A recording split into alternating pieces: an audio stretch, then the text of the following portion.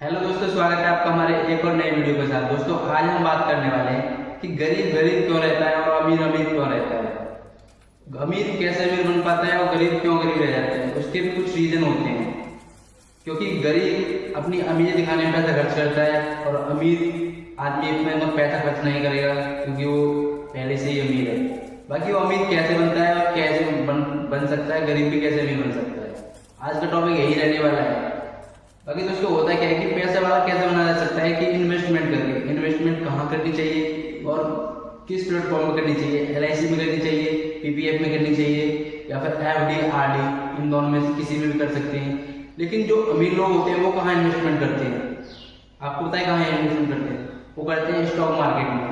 जबकि जो गरीब लोग होते हैं, मिडिल क्लास फैमिली, वो स्टॉक मार्केट की तरफ नहीं जाते हैं क्योंकि उनको लगता है कि यार स्टॉक मार्केट एक जुआ है और उसमें हमारा पैसा डूब सकता है। लेकिन जो हमारी अमीर जो अच्छे से लोग हैं, रिच पर्सन है, वो स्टॉक मार्केट की तरफ जाते हैं, वहाँ इन्वेस्टमेंट करते हैं। अभी मैं आपको सीधी सिंपल भाषा में समझाने वाला हूँ, पूरा टेलीग्राम की पूरा पैराग्राफ बना के समझाऊंगा पैराग्राफ के हिसाब से, जिससे आपको सही से समझ आए। एक मतलब मान लीजिए गाँव की भाषा में आपको समझाने वाला हूँ, जिससे आपका सही से समझ आए और आप अच्छे से इन्वेस्टमेंट कर सकें। तो दोस्तों, होता क्या है कि सबसे पहले हम ले लेते हैं, देखो अभी मैं ये दो फोटो ले लेता हूँ। एक फोटो ये है, एक फोटो ये है, ठीक है। अब आपको यहाँ पे दिखाई पड़ रहा होगा जो भी पूरी इंडिया की जो पॉपुलेशन है, आपको दिखाई पड़ रही होगी। यहाँ पे पूरी 80 से 90% जो पॉपुलेशन है वो इस जगह पर है, और जो 5 से 10% पॉपुलेशन है इंडिया की, वो यहाँ पे है। अब यहाँ पे ये जो पॉपुलेशन है 80%, ये स्टॉक मार्केट की तरफ नहीं जाती क्योंकि इसको लगता है कि स्टॉक मार्केट एक जुआ है, यहाँ पे हमारा पैसा डूब सकता है या उठ भी सकता है। लेकिन ये लोग रिस्क नहीं लेते हैं, और ये जो 5 से 10% लोग हैं, ये स्टॉक मार्केट को अपना इन्वेस्टमेंट जरिए मानते हैं और यहाँ पे इन्वेस्टमेंट करते हैं। इनको पता है कि पैसा हमारा एक अच्छा वेल्थ क्रिएट होगी, हम यहाँ पे पैसा लगाएंगे। लेकिन ये जो 80% लोग हैं, 80 से 90% लोग ये लगाते हैं LIC में, PPF में, RD में, FD में, जो भी एवरीबॉडी जो भी प्लेटफॉर्म में सब जगह इन्वेस्टमेंट करते हैं। बस ये स्टॉक मार्केट में इन्वेस्टमेंट नहीं करते हैं। तो इनके लिए मैं एक बेस्ट चीज लेके आया हूँ। ना ही ये इसमें इन्वेस्टमेंट करेंगे, ना ही इसमें करेंगे, एक बीच का रास्ता। लेकिन सर, ये जो इन्वेस्टमेंट करते हैं ना, ये इन्वेस्टमेंट नहीं बोलते, इसको बोलते हैं सेविंग। मान लीजिए आपके पास आज 10 रुपए हैं, ठीक है। आज आप 10 रुपए को निकाल के आप अपने अलमीरा में रख दो। अगर उस 10 साल बाद इस पैसे को निकालोगे, वो नोट तो उसका रहेगा, लेकिन उसकी जो कीमत है, उसकी जो वैल्यू है, जो उसकी औकात है, वो 10 रुपए नहीं रहेगी बल्कि 5 रुपए हो जाएगी। आपको नोट देगा 10 रुपए का नोट है, लेकिन जब आप मार्केट में उसका यूज करने जाओगे ना, तो उसकी वैल्यू, जो मार्केट वैल्यू निकल के आएगी, वो आधी निकल के आएगी। क्योंकि 10 साल में महंगाई दर काफी ऊंची पहुंच चुकी है। जैसे और एक और एग्जाम्पल होता है, जैसे FD RD में इन्वेस्टमेंट करते हैं, तो आप बोलोगे वहां सर तो आप बोलोगे सर वहां तो 6 से 7% रिटर्न मिल रहा है, तो वहां कैसे आप इन्वेस्टमेंट नहीं बोल सकते? क्योंकि हम इसको इन्वेस्टमेंट इसलिए नहीं बोलेंगे कि जो आज की महंगाई दर है इंडिया की, वो हर साल 6 से 7% हर साल बढ़ रही है, जो कि आगे भी बढ़ती रहेगी।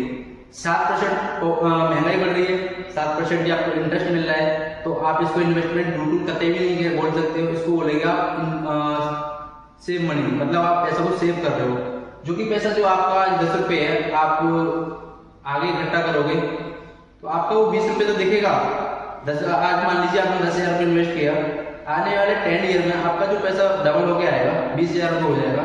वो आपको लगेगा यार मेरा पैसा डबल होके आ चुका है, लेकिन ऐसा बिल्कुल नहीं होता है। क्योंकि जो 10,000 रुपये आपका बढ़ा, उसके हिसाब से महंगाई भी हर साल बढ़ती रही।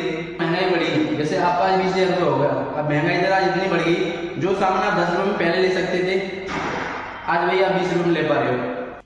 तो आपका जो पैसा निकल के आया वहां से, वो आपका इन्वेस्टमेंट ही रहा, वो आपकी सेव मनी होगी। अब ये जो 5% लोग हैं, 5 से 10% लोग, इन्होंने जो पैसा इकट्ठा किया, इनको मिल रहे थे वहां पे स्टॉक मार्केट में 10 से 15, 20%, 21%, 30% तक, यहाँ तक 30% तक इनको रिटर्न मिल रहे थे। लेकिन इनको मिल रहे थे 7%, और महंगाई भी 7% बढ़ रही थी। तो इसकी जो इन्वेस्टमेंट कर रहे हैं, इनको इन्वेस्टमेंट नहीं बोलेंगे, इसको बोलेंगे सेव मनी। ये जो 5 से 10% लोग इन्वेस्टमेंट कर रहे हैं, इनको इन्वेस्टमेंट बोल सकते हैं, लेकिन भाई इनको तो कतई भी नहीं बोल सकते। अब बताता हूँ मैं आपको एक ऐसा तरीका, ना ही आप स्टॉक मार्केट में पैसा इन्वेस्टमेंट करोगे, आप करोगे सिंपल, इनसे यहाँ से अच्छा करोगे, बीच में आ जाते हैं, ये कॉलम ले लेते हैं म्यूचुअल फंड। अब म्यूचुअल फंड क्या है, म्यूचुअल फंड कहाँ से आया और ये काम कैसे करता है। अब म्यूचुअल फंड यहाँ पे कैसे आया, जैसे ये जो लोग हैं वो स्टॉक मार्केट के पास जाएंगे नहीं, तो स्टॉक मार्केट को पता चला कि ये जो लोग हमारे पास आएंगे नहीं और इनका पैसा कभी इन्वेस्टमेंट नहीं होगा, ये पैसा इंक्रीज नहीं कर पाएंगे, तो इन्होंने एक बीच का रास्ता निकाला म्यूचुअल फंड का। म्यूचुअल फंड क्या है, म्यूचुअल फंड एक ऐसी कंपनी है जो आपका पैसा लेगी और आपके कम से कम 15 से 21% पैसा निकाल के आपको प्रोवाइड कराएगी। जैसे मान लीजिए आपने 10 रुपए की SIP की म्यूचुअल फंड में, और यही जो पैसा है, ये जो पैसा म्यूचुअल फंड में लग रहा है, म्यूचुअल फंड कहाँ लगाएगा पैसा, स्टॉक मार्केट में, क्योंकि म्यूचुअल फंड कहता है कि भाई आओ हमारे पास पैसा लगाओ, हमारे पास एक्सपर्ट है, हम आपके पैसे को डबल करेंगे, तिगुना करेंगे और अच्छे रिटर्न आपको ला के देंगे। क्योंकि आपके पास तो इतनी जानकारी ये नहीं है कि आप सीधा स्टॉक मार्केट में पैसा लगा दोगे, लेकिन म्यूचुअल फंड कहता है कि भाई आ जाओ हमारे पास एक्सपर्ट है जो आपका पैसा डबल करके देंगे और अच्छे रिटर्न आपको निकाल के देंगे। तो इसीलिए इसको ये निकाला। अब आप सोचोगे कि म्यूचुअल फंड में हमारा पैसा सेव कैसे है। मान लीजिए आप जितने भी ये 80% लोग हैं, इन्होंने सबने म्यूचुअल फंड में SIP स्टार्ट की या लमसम अमाउंट डाला। मान लीजिए इसके पास 2 करोड़ रुपए आ चुका है म्यूचुअल फंड के पास। अब आप सोचोगे कि ये जो 2 करोड़ रुपए है कहीं कंपनी लेके भाग गई तो, हाँ इसको भी बताऊंगा अभी आपको, कंपनी भी लेके नहीं भागेगी। अब मान लो 2 करोड़ रुपए आया, 2 करोड़ रुपए आ चुके म्यूचुअल फंड के पास। अब ये 2 करोड़ रुपए कहाँ लगाएगा, स्टॉक मार्केट में। अब स्टॉक मार्केट में एक ही प्रोडक्ट नहीं, काफी सारी कंपनियां हैं। जो म्यूचुअल फंड है वो सारी कंपनियों में थोड़ा थोड़ा पैसा लगाएगा। जैसे मान लीजिए 20 स्टॉक मार्केट्स हैं और म्यूचुअल फंड थोड़ा थोड़ा 25-25 लाख रुपए सब में डाल देगा।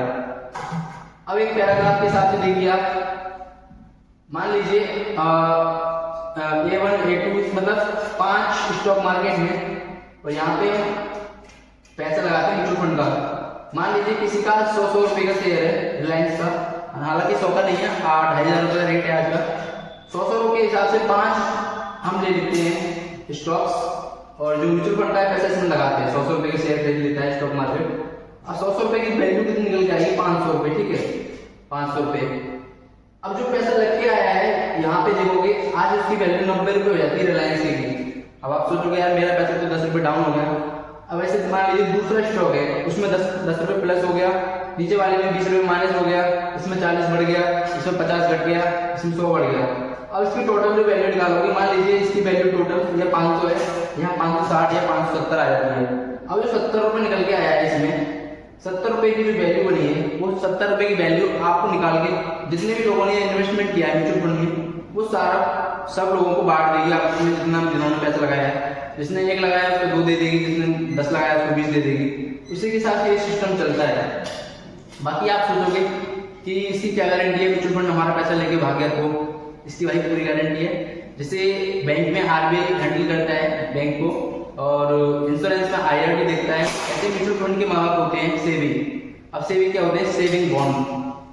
जैसे मैंने आपको बताया बैंक में RBI हैंडल करता है और इंश्योरेंस में IRD, ऐसे म्यूचुअल फंड में सेविंग होता है जो कि उन पर नजर रखता है। उनका जो भी सारा फंड है म्यूचुअल फंड का वो उनके अंडर रहता है। अगर कोई भी जैसे म्यूचुअल फंड है, अब हर कोई तो म्यूचुअल फंड बना नहीं सकता, ऐसे ज्यादातर बैंक की म्यूचुअल फंड खोलती है, axis mutual fund, SBI mutual fund, HDFC mutual fund, ये सारी म्यूचुअल फंड कंपनी चलती है। जैसे अब हर कोई तो म्यूचुअल फंड खोल नहीं सकता, भाई कल को आ जाए यार मैं भी म्यूचुअल फंड खोल लूँ, ऐसा नहीं होता है।